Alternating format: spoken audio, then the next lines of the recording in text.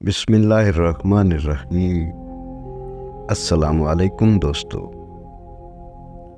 حضرت امام حسن علیہ السلام اور حضرت امام حسین علیہ السلام بچپن میں ایک مرتبہ بیمار ہو گئے تو حضرت علی علیہ السلام اور حضرت فاطمۃ الزہرا سلام اللہ علیہا اور حضرت فضہ نے ان شہزادوں کی صحت کے لیے 3 روزوں کی منت مانی۔ اللہ تعالیٰ نے دونوں شہزادوں کو شفا دے دی۔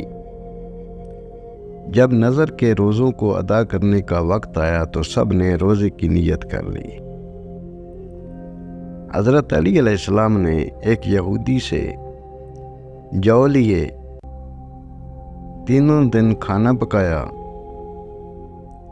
لیکن جب افطار کا وقت آیا اور 3 روزہ داروں کے سامنے روٹیاں رکھی گئیں تو ایک دن مسکین، ایک دن یتیم، ایک دن قیدی دروازے پر آ گئے اور روٹیوں کا سوال کیا تو 3 دن سب روٹیاں سائلوں کو دے دی گئیں اور صرف پانی سے افطار کر کے اگلا روزہ رکھ لیا گیا۔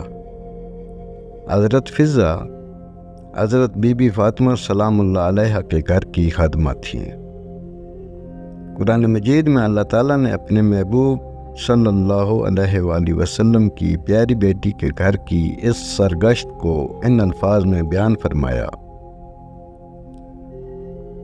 وَيُطْعِمُونَ الطَّعَامَ عَلَىٰ حُبِّهِ مِسْكِينًا وَيَتِيمًا وَأَسِيرًا، اور کھانا کھلاتے ہیں اس کی محبت پر مسکین اور یتیم اور اسیر کو۔ ان سے کہتے ہیں کہ ہم تمہیں خاص اللہ کے لیے کھانا دیتے ہیں، تم سے کوئی بدلہ یا شکر گزاری نہیں مانگتے۔ اس واقعے سے اہل بیت نبوت کی سخاوت کا عجیب و غریب اور عدیم المثال حال معلوم ہوتا ہے۔ مسلسل 3 روزے اور سحری و افطاری میں صرف پانی پی کر روزے رکھنا اور خود بھوکے رہ کر روٹیاں سائلوں کو دے دینا، یہ کوئی معمولی بات نہیں ہے۔